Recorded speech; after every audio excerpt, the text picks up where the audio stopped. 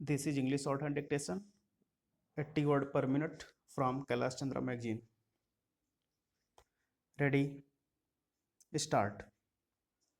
Honorable members would recall that I had stated in my budget speech that the credit institutions will have the freedom to pass on the burden of interest tax to the borrowers by adjusting suitably the rate of interest. It has been brought to my notice that in many cases where term loans have already been sanctioned, the credit institutions may be able to vary the rate of interest because loan agreement do not contain a provision permitting such variation.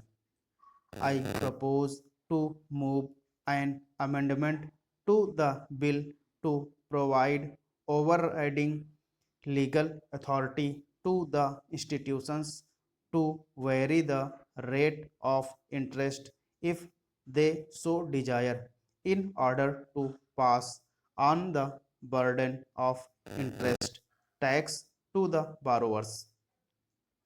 Further, I also propose to exempt from the imposition of interest tax cooperative land mortgage banks, cooperative land development banks, and cooperative societies engaged in the business of banking, which cater primarily to the needs of the farmers and village artisans.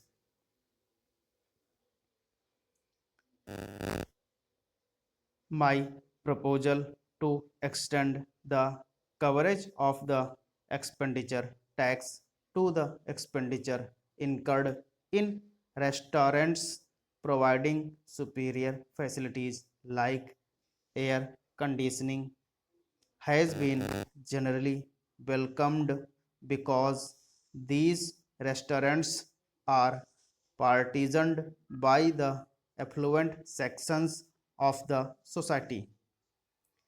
It has, however, been pointed out that the criteria for identification of restaurants' expenditure, in which would come within the purview of the proposed tax, is cumbersome in the form in which it is contained in the bill.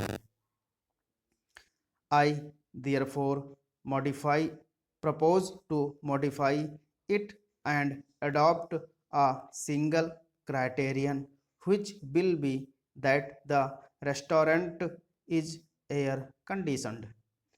I will moving necessary amendment to the bill for this purpose.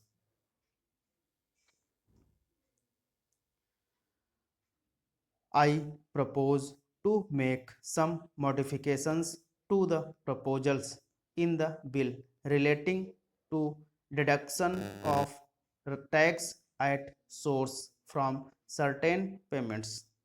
The requirement to deduct tax from interest on bank deposits will apply only to interest on term deposits other than recurring deposits. Further, cooperative land mortgage banks, cooperative land development banks, primary agricultural credit societies, and primary credit societies will be taken out of purview of this requirement. We would thus exclude from the ambit of tax deduction at source most of the depositors from rural areas.